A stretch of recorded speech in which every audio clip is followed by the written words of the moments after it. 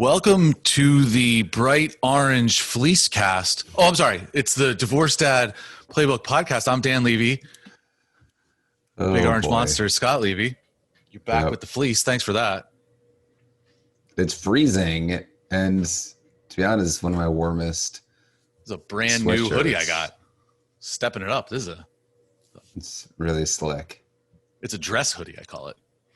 By the way, so for people who are listening linearly, and we say this every episode, if you're listening to us on a podcast, thank you so much. Hopefully you've already subscribed and you've seen how many episodes we have before this.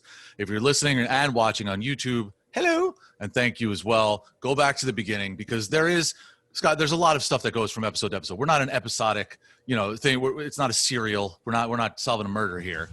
But there has been some development and growth in some of our stories from Ep 1 to Ep whatever this is. Yes, I agree. Sometimes it's just life. That's how life goes, right? It's not, we're not trying to solve a murder, but there is some sort of continuation with some of the things we talk about. So it'll be nice to get the background. Speaking of which, you knew this was coming, didn't you? No. If you thought one thing was going to come today, what would it be, Scott? Can you hear some that? Weird music. Oh, I missed it. Oh, we did get the underbed of the Beast This Boys. is a weird Australian string quartet from 10 years ago on some live show. And here's why it took me this long to find it. This is terrible. This is like, Well, I can't stand it. Yeah, apparently you can because you keep playing it. This is actually what I should have found is this version. It's a guitar tab for it. Or I mean, it's piano, excuse me, tab for it. This is a lot better. So we're just going to play this all day. I'm sabotaging the show. Yes, you very much are. How appropriate. That was for people who maybe... It sounded like that was on a loop. That's the problem with the acoustic version of either of those is that basically the song's on a loop. It's hip hop. The Beastie Boys were great, but it's not like they were reinventing the musical wheel for a lot of their songs. That's a great song. And we talked last time about sabotage. I'm going to hold this for the end. I didn't sabotage myself yesterday. All right. Growth. I'm very proud of you. Thank you. We have a guest today, one of your longtime friends and a licensed, as you always like to say, it's not a mental health podcast. Well, let's have a licensed psychotherapist on. Missy Beck and I had a very good conversation. Some of it we're going to put on. This is what we're going to do from now on. Because obviously, people who are on the site and listen to the podcast, we want everyone to be doing both. It's a more robust experience that way. Some of the interview we're going to play during the show, and other parts of it, which we can talk about later, are going to be just housed on our site. It's a lot of fun. It gives us the opportunity to have longer interviews with some of our guests, but still put people, prominently in the show. So we're going to have a couple of those coming up in the next few weeks. So stay tuned for that. But she's fantastic. And she and I spoke a couple of days ago, and we're going to talk about that on the other end. We definitely make fun of you. So that's always fun. I love that. And I know she goes by Missy. I mean, I know her as Melissa, but I'll run with Missy because that's the way that's her name now. And yeah, we do go way back and she's amazing. And I don't think that it makes this a mental health podcast. I just think that a lot of what you're going through, dude, is very mental health related. Yes. I think a lot of what our listeners go through, I think they have some challenges. I do too. I'm not immune to all this. I have challenges. As a matter of fact, I have a challenge this morning. What you are immune to, best we can tell, is COVID. And that leads to the first topic of conversation. The holidays coming up. We can briefly talk about this. Our Thanksgiving has been blown up by a pandemic, much like everyone else. The CDC is telling people don't travel, bring your own food. So we are going to Zoom in together or Google Duo together? Yeah, which is tough. We're gonna Zoom, unfortunately. You got to put your mic straight up because no one can hear you when you look out into the window lovingly. No, like turn it straight up like you did the other day. Like this? Yeah. Now we're talking. Literally, now we're talking. I can hear you. I can't help but look out the window. It's actually, it's my window to the world at this point, since obviously I've been working from home for 9 months, going on 9 months now, which is kind of depressing. Yeah, I think we're gonna Zoom for Thanksgiving. Come back to that, and it's a bummer. The kids are bummed. It's not really the way that we wanted to do it, but I don't think it's the way that anyone wanted to do it. And and even though, to your point, I am immune to COVID, have the antibodies. My kids have not gotten tested for the antibodies, so we don't want to be getting mom sick. Right. And that's an issue that I have as well, given my proclivity for public, what am I going out in this? I said urination for some reason, but I've never done that. I don't know why. PDA. Yeah. I mean, maybe, I don't actually DA and P though. So I don't know if how much. I mean, P is all relative. I mean, if you're out with somebody at their place, definitely, it's not at home. I definitely D my A and P as in private, not P as in public. I think you're PDAing within your DNA with a little bit of P. Hey, okay. I am getting tested.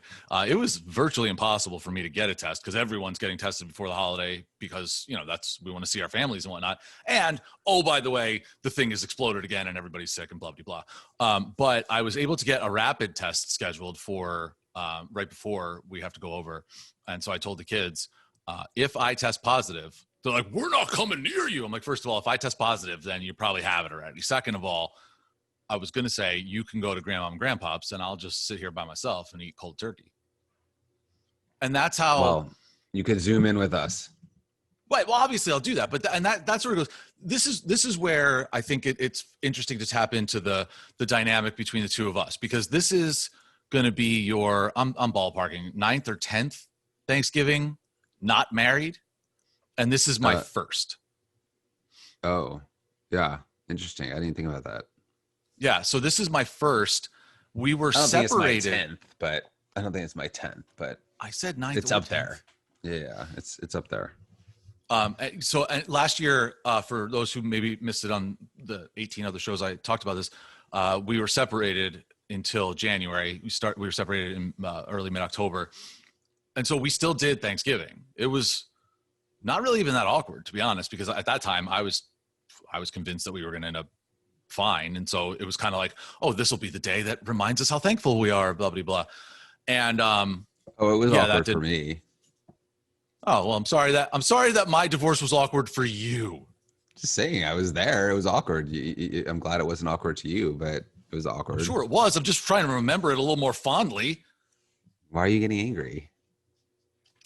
It's history. Because I'm trying to share a very anxious moment that's coming up for me, where it's the first holiday that you're supposed to talk about what you're thankful for. And it's the first one where I'm not looking around and seeing my wife at the table with my kids.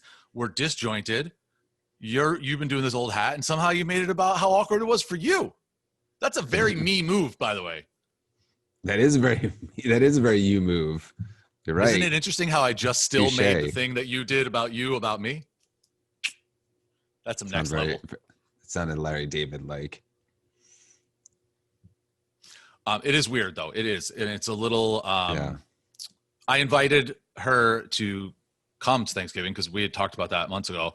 And I think it might be like a stop by on the way to other relatives' house, which is probably for the best for two reasons. One, because, sitting at the table saying what we're thankful for might not end the way that I would hope. And two, not that it would be anything bad, but just the awkwardness, as you said.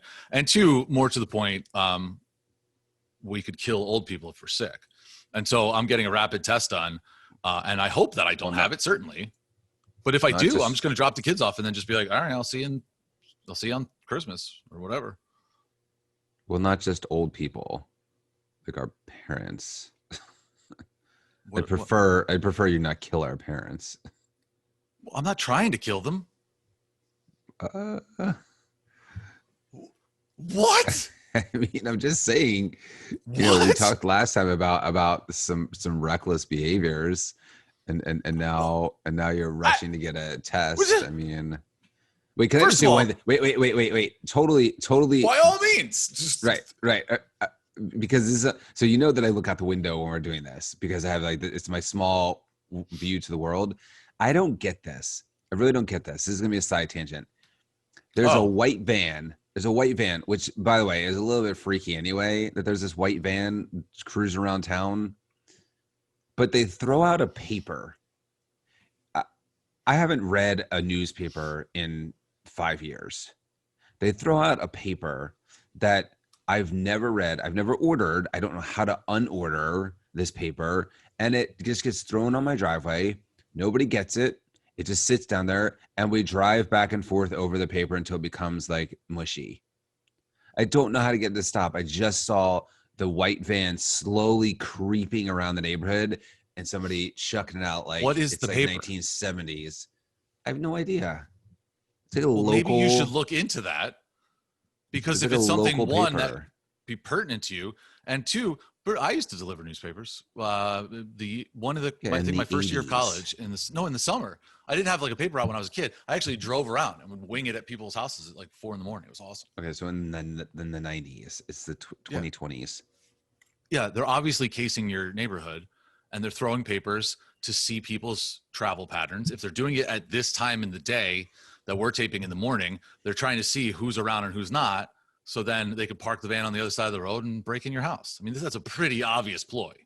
That's why you need to look. Everyone's got a Ring video like camera or Not in your some sort of backyard. setup. Most people don't have cameras set up in their backyard. No, but that's sort of like that was sort of like the side yard that they were going by. You live on a corner. Yeah. Your whole yard is side yard. Well, there's a Oh my front God. and there's a side and there's a side and there's a back. That's not true. Did you take the H today? Oh, wait a second. Is this frustrating for you that I'm just talking about random things? It's super frustrating, isn't it? Oh my God. I just talk about random things. Like, You're just hey, your tab is why don't we go back to talk about my orange sweatshirt? That's called a callback. I've got it. Scott. That's a callback to a previous episode, which then precipitated you to dress up like a British Fun fact. polo player. Fun fact. Who got in your head today is what I want to know. Who did you talk to in the last 24 to 48 hours that's like, you know what you need to do? You need to step up your asshole game on the podcast because your brother's just winning that fight. So make it more about you derailing him. If you want that, first rule of Fight Club. I think I was up very early this morning. I couldn't sleep. I had a lot on my mind. And not only the holidays and stuff that you're talking about, but also I just these are tough times for anybody, for especially for those of you that are listening and you go into the holidays. So there's two things that really have gotten to me this morning. I realized that Jack's, not only is Jack's school like no longer, like, I mean, basically they're just remote completely now, even though my kids Today's the last day for my kids as well. Yeah. So not only that, and future people who are listening to this, yes, there was a time back in late 2020 that COVID came back around and wiped out school for everyone. But it also canceled out sports. So their football season, all of his friends, their football season's done. They played like 3 games, which is terrible for the seniors. And his basketball season now has just gotten pushed back to the middle of January. So he's been working out hard. It's his last year doing this. He's been playing since he's like 6. And it's just sad to see that. And I think that then spirals into the holidays. And you and I had talked about this before. It's that for those of you that are parents that are listening and you have kids, if you don't have your kids on Thanksgiving, and I know we just talked about this, it's a really tough year, got to find something to do. I mean, these holiday weekends, I know you were talking about this for yourself, like these holiday weekends are hard, and my situation this year is because with Thanksgiving, it's unique. I'm sure everyone's got their schedule with their kids, as do I. I happen to have my kids on Thanksgiving, although I was not supposed to have them this Thanksgiving, but Okay. it's good that I was able to keep my kids this Thanksgiving, and then I won't have them for the entire weekend.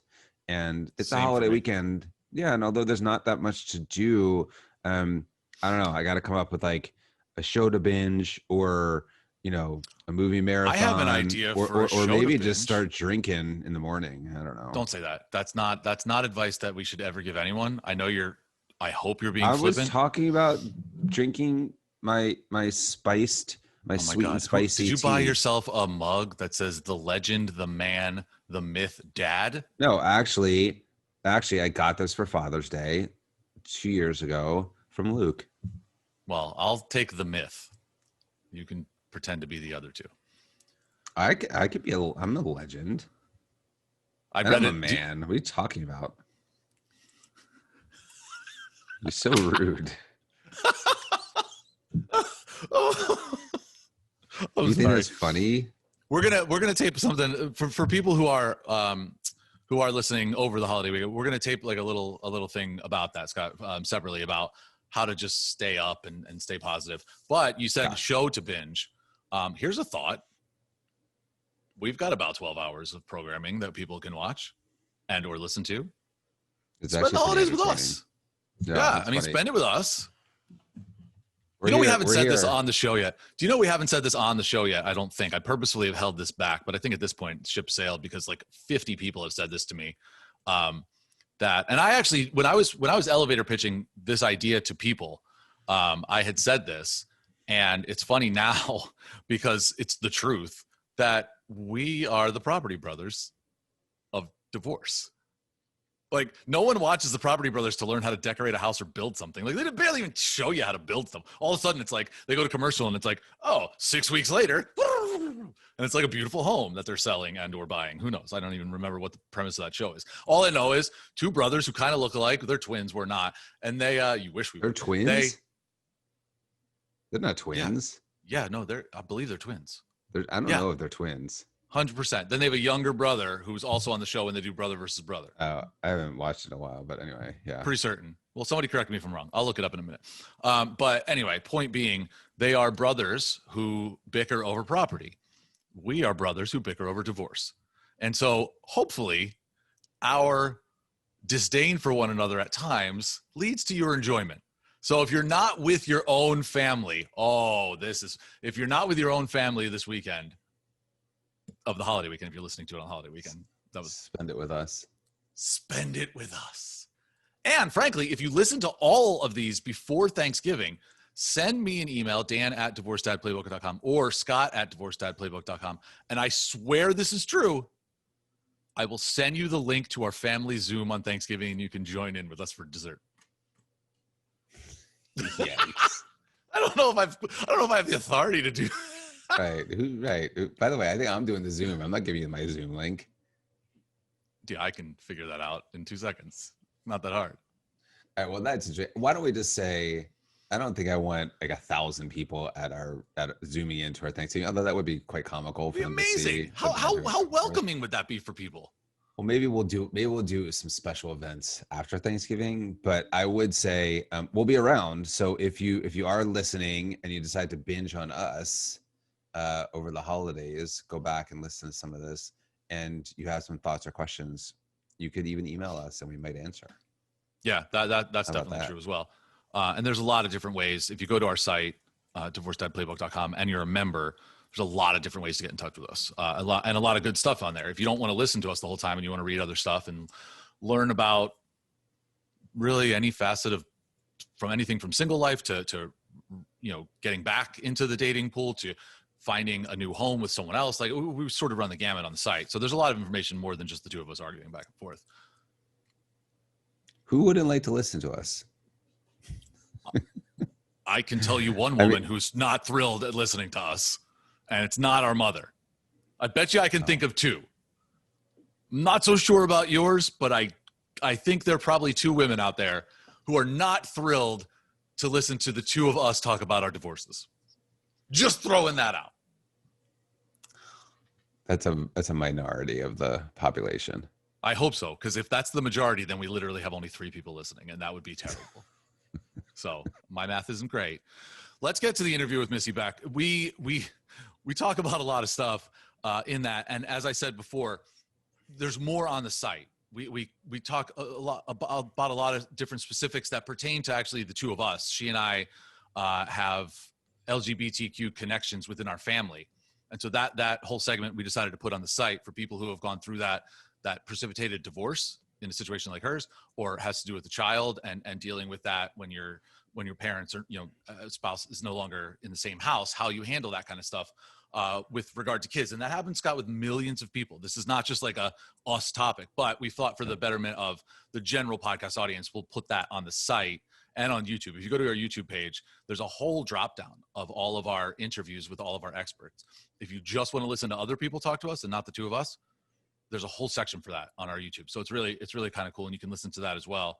But why don't I see you on the other side? Yeah, it's cool. I will say, as you go into this, as you mentioned, Missy has been in my life for a long time, and I think she's truly extraordinary, remarkable, brilliant, and I give her a ton of credit for getting to this point in her life. She's not had a life without adversity, and I'm sure you'll hear. And she just helps so many people. I'm very proud of her. Are you going to be proud of her on the other end? Because I don't know if you know how this ends, but we'll see. Shit. We'll see you on the other. Oh, I appreciate that too. Whatever you guys did, that's cool. See you on the other side. All right. I am pleased to bring on Missy Beck, who is this. You're perfect for the show. Hello. The reason you are perfect is because essentially, as I've said on the show many times, this show has become my therapy, and that is what you do professionally. You are a licensed therapist for people with brain issues, such myself. But you've also known Scott for what, like he said, 15 years or so? Yeah, so I worked with Scott right essentially out of college, which is 2004, 2005-ish. So for you, not for him. He's like 100 years old. So no, he's like an old man. Let's be honest. Yeah, so Scott and I have known each other a long time. And so what's interesting is a lot of your social profile and whatnot is Get Present by Missy, and that's your website, right, as well. And so is that what the one that you are drawing people to? Because to me, I was drawn to that in terms of being present. And that's what Scott and I talk about all the time. So the first thing when he said, like, go look at all this stuff, I was like, oh my God, it's everywhere. Like the word present is how I try to live my life now. And so that's where I want to start, if you're cool with that, and sort of get into the whole idea. What does that mean to you from like a clinical standpoint, from someone who does this professionally and not just like a guy who's like, yeah, I'm putting my phone down. That makes me present. Yeah. So my website actually now is just my name. However, Get Present is still part of my tagline. It's been something that I've been playing with for a number of years now. That I've sort of been obsessing over. And I know we hear that a lot in sort of mainstream wellness culture these days of be present. Everyone's jumping on the meditation bandwagon and whatnot. And that's awesome if you have a meditation practice. And I'm a huge, proponent of that. But really to me, getting present is about being aware of exactly what's happening in that moment. And I think, as I think about what you guys are doing and what you're putting together, and for people going through a divorce and navigating everything from sort of A to Z, although there really is no Z, let's be honest, this is a continuum that keeps going, right? It's really about, can you be present in every moment to the decisions that you're making? And we're not always going to get it right. Things are going to come up. We're going to misstep, all of those things. But if we can be really aware, especially when we're talking about kids and our kids being in front of us, I personally don't have kids, but how important that is, that I would rather see people spend present quality time than quantity of time with their kids. So that's and really, you don't have kids, but you work with kids all the time. I mean, that's part of what you do. And so you have, I actually feel kind of a unique perspective on what Scott and I talk about a lot, because when we talk about stuff, there's emotion involved. And what I always try to say, the advice that I always give people, I went out with a friend the other day and she and her girlfriend are not getting along. And I said, when my marriage started to fall apart, I couldn't understand that my ex was trying to help when I thought she was dismissing me. And I said to my friend, the difference between I think you need help and I think you need help is very important. And she could only hear her partner, the angry one. Mm-hmm. And I was always like that, and I didn't realize that. And I was horrified when it sort of awoke in me. But it impacts the kids so much more when they hear that, when they hear one spouse or, the dad talking to the mom. And that is what leads to a lot of divorces and stuff. My divorce happened because, and I swear this, my ex said, I don't want the kids to grow up like I did, where my parents were awful. I don't want them growing up like you did, where your parents argued and shot each other looks all the time. It turns out she was right. I was devastated by that, but turns out she was right. And I think the kids are better off for it. Have you seen that? Like how the animosity between parents, what direct effect does that have on the kids? Yeah, I think this is a really important question. And I think as adults, we get this wrong pretty often. We think that our kids aren't noticing, or they're off playing in the other room, or if your kids are older, they're on social media. And we know when our kids are tuned into their computers and on social media or gaming or whatever it is in front of a screen, that when we try and tell them, get up for dinner or go take a shower or get your homework done, they don't hear a word, right? They're totally, not a word. They are tuned out. However, when there's discord and there's things happening, they're still picking it up.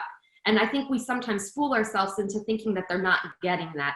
And kids are little sponges. They absorb everything, teenagers as well.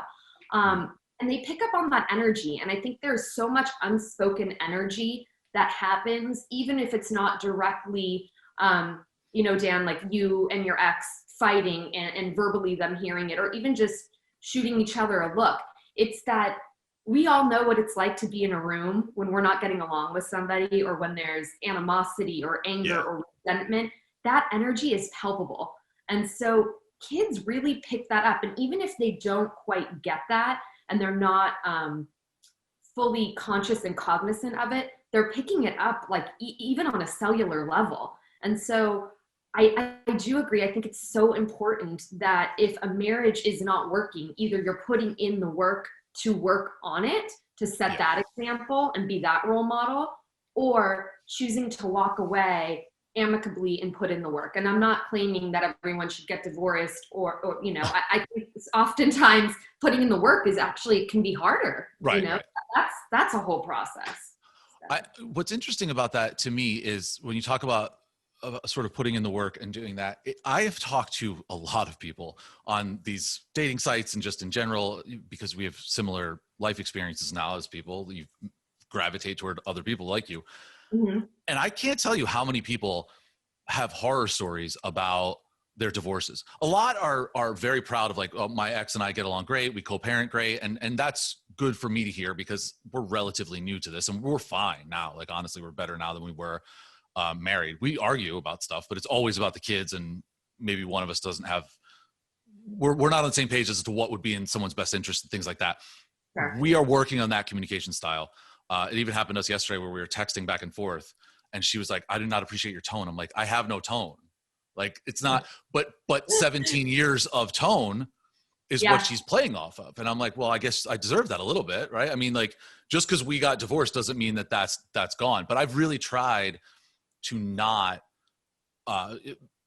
create any more angst and animosity, especially when it came to our divorce. I was basically like, I don't want this, but you do.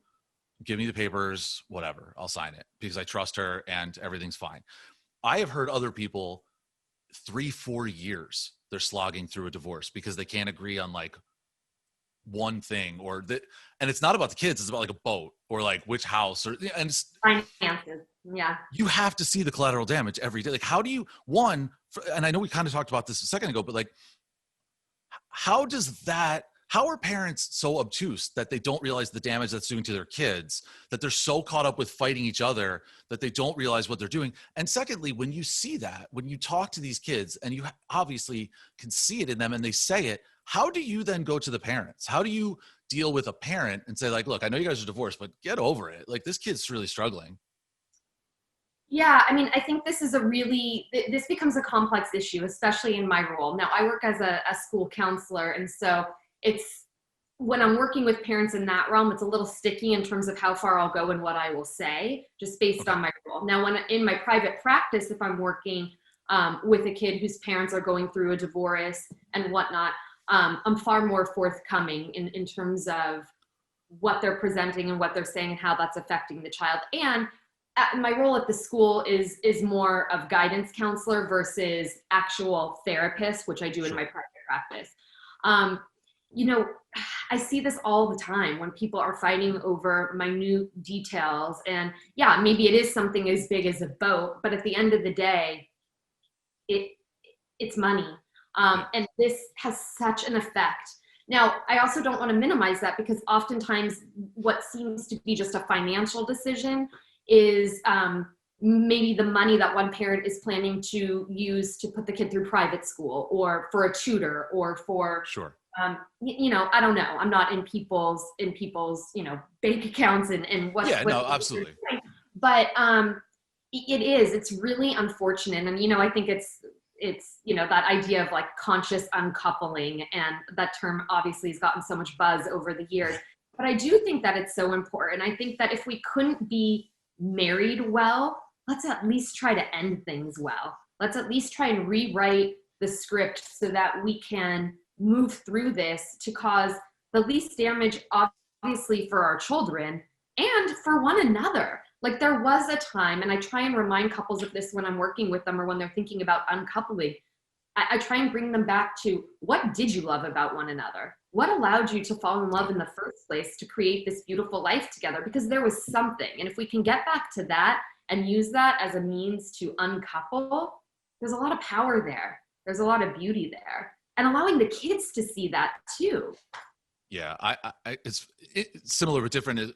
We a couple months ago, she had texted me because the refrigerator was like leaking and the floor was soaking wet, and I was there when the guy came to fix it. Mm-hmm. And so she was like, do you know how to fix this? And I was like, well, I'll come over. And we had to take everything out of the fridge and the freezer. And I stopped for a second and I thought, like, a high stress situation, something that would in the past have gotten us at each other's throats. You're in my way. This is going to tip over, like, just arguing. Yeah. And all of those same exact things happened, right? The fridge almost tipped over and hit me in the head, and we're laughing the entire time. And I was so happy that we were able to work together, help each other, and not fight even once about really anything. And the kids were in the next room. They were right there. And I thought that was so important. Now, Max sometimes confuses that to be like, oh, look how great you guys get along. Maybe we can. And I'm like, dude, wouldn't you rather have two parents who live separately who are happy than two parents who live together who are miserable? Mm-hmm. And he's 10, so he's not sure. But being able to not only get along with her when we do, and I credit her for a lot of this too, because she was very upset and hurt and frustrated like I was. But it takes both people to be okay with each other. But to do that and allow me to sort of have that experience with the kids there, I think was very helpful to me, but also certainly to them. Yeah, and I love that your kids got the experience of hearing you guys, laughing and problem solving in the other room.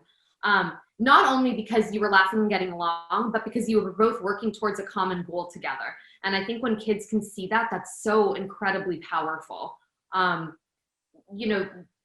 There's a mentor of mine, she always talks about, in order to be a really good parent, it's two things: for your kids to know that they love you. And by the way, if anybody who's listening or watching is like, oh, my kid just told me they hate me, guess what? That means they love you. For a kid to say that they hate you, that actually means that they know the reverse. So don't worry.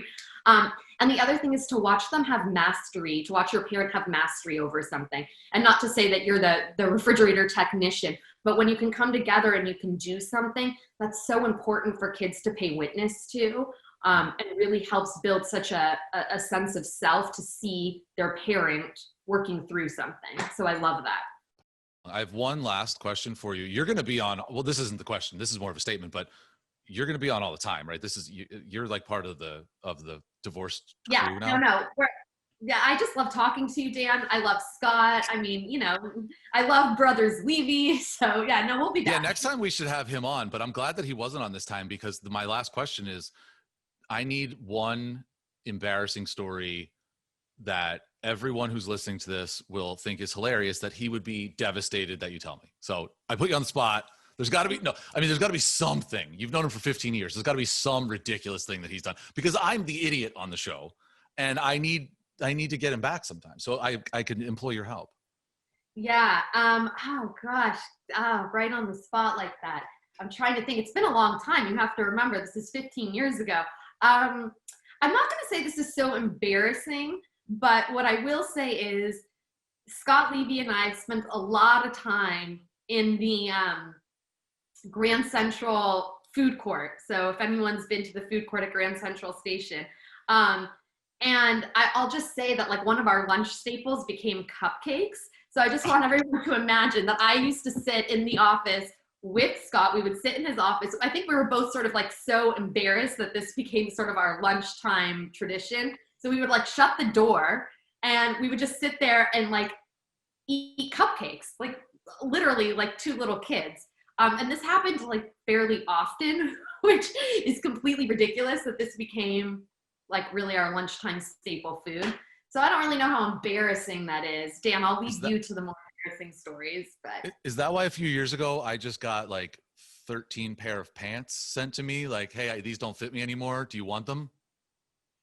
There you go. It was because of the cupcakes. Yeah. Thank you so much. Go ahead.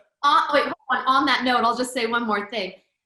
Maybe this will embarrass him. I mean, it was always like, let's go get the cupcakes. And then it was like, Melissa, I'm not eating. Like, I'm not eating for the next 3 weeks. And then he'd be like a girl. Well, I don't want to say that. Then he'd be like somebody with an eating disorder. And I'm saying that playfully. Please, no one hold me to that. I do a lot of work around true eating disorders.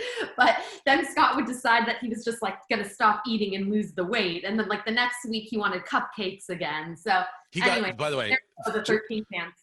She's probably not thrilled that I'm going to say this, but he got that from our mother. She does the, I'm going to eat half a cake today because I'm going on a diet tomorrow. That's what she'll say. I can have this because I'm starting a diet tomorrow. Well, why not just eat healthy all the time? But well, anyway. Half a cake is really good. Let's be honest. Another story for another. Thank you so much for doing this. I really, really appreciate it.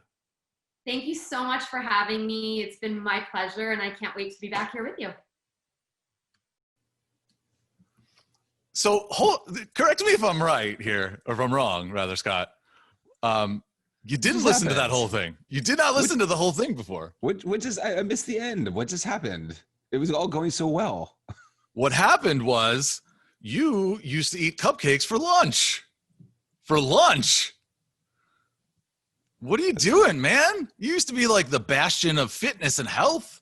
Talk about being mentally healthy, physically healthy. Cupcakes for you would cupcakes for lunch and then not eat for 4 days. As I said to Missy, you got that from our mother. I'm on a diet tomorrow. Let me eat half a cake. I have a weakness for sweets. Let's just say first and foremost. Sweetness? You have a sweetness? I have a sweetness. I do. I love sweets. I really can't keep them around. But it's funny how people remember the past. See, this is what it's all about. How people remember the past. I don't remember eating a cupcake for lunch. Oh my God. So apparently, and what's funny is I love putting people on the spot like that. I put her on the spot to say like, give me something I can make fun of Scott. And she's like, oh man, like it's difficult to think, because you don't want to be disrespectful and stuff. And then it was like, bam, we used to have cupcakes for lunch all the time. Well, you saw her, like she's not suffering from the days when we were eating cupcakes. So yeah, because she got away from you. Well, that's why I'm wearing this orange big fat sweater. Oh my God.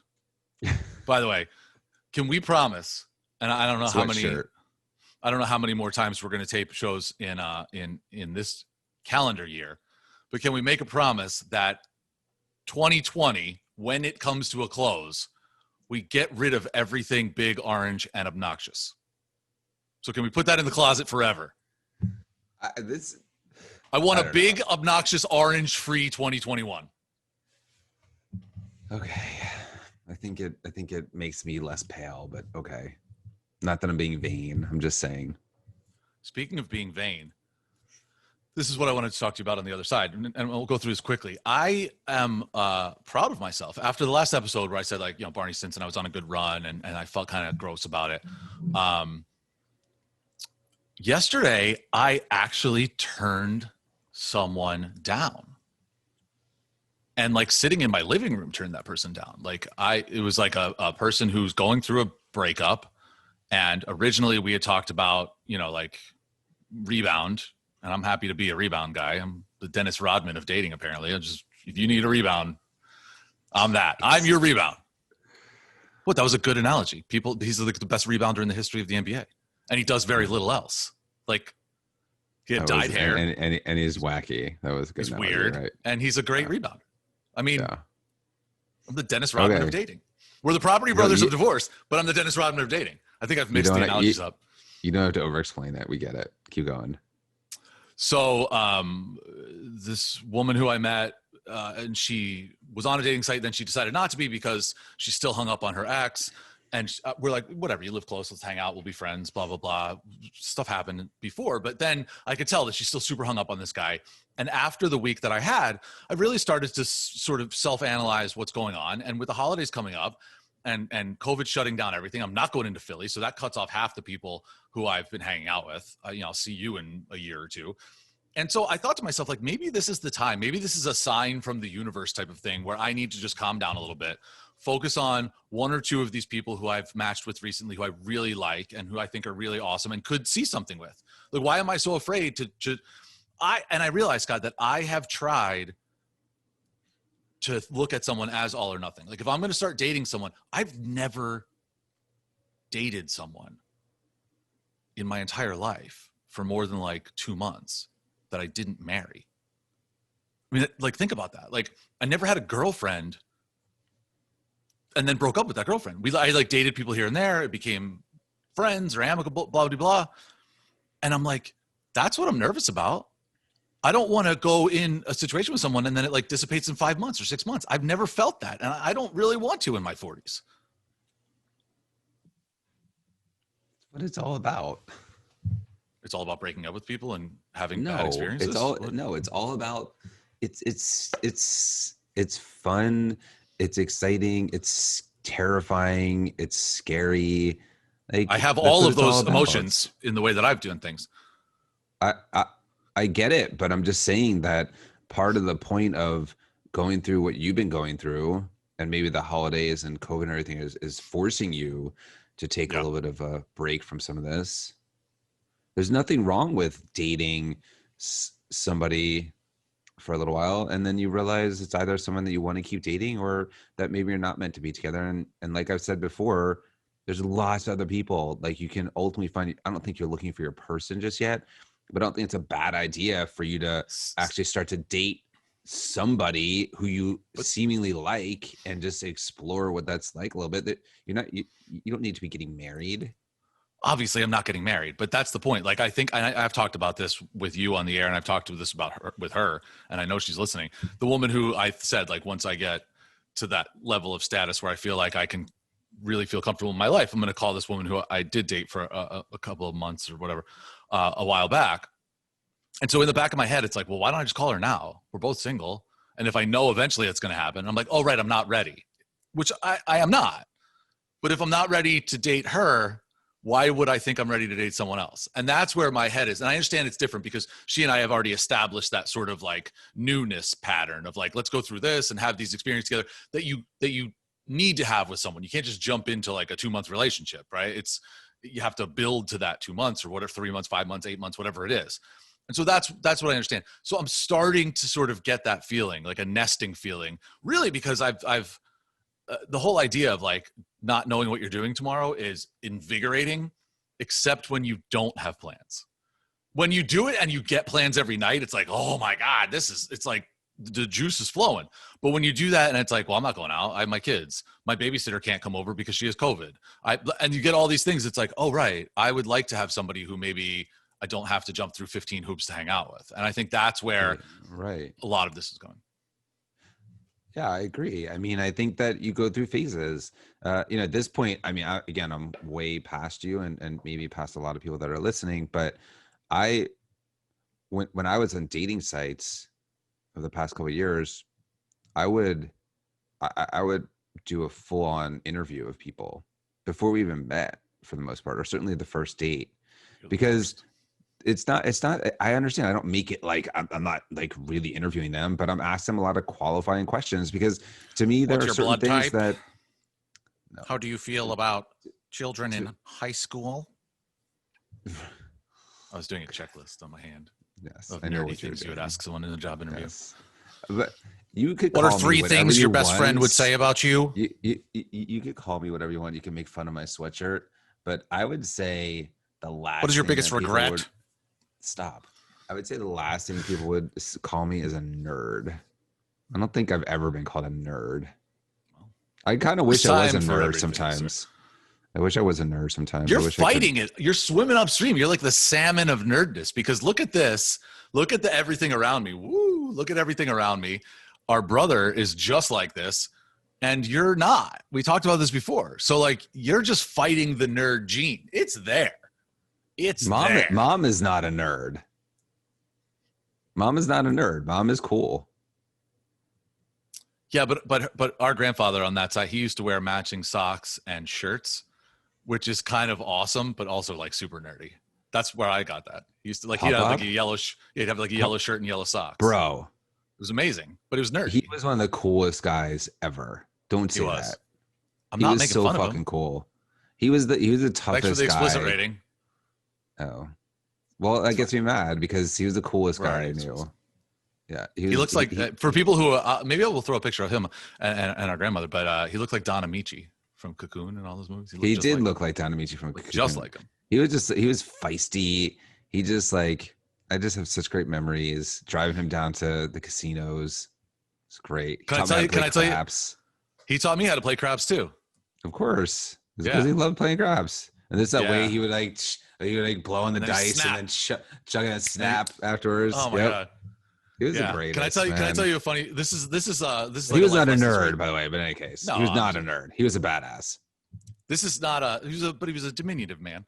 He painted our house when he was like 75 years old. I'm not making fun of it. I just said the socks and shirt matching thing is nerdy, and I liked it. But that's not nerdy at all. I match my socks with my shirt all the time. Maybe you're nerdier than you think. I think, aside from the fact that you don't like that I'm wearing an orange sweatshirt, I'm usually very well dressed.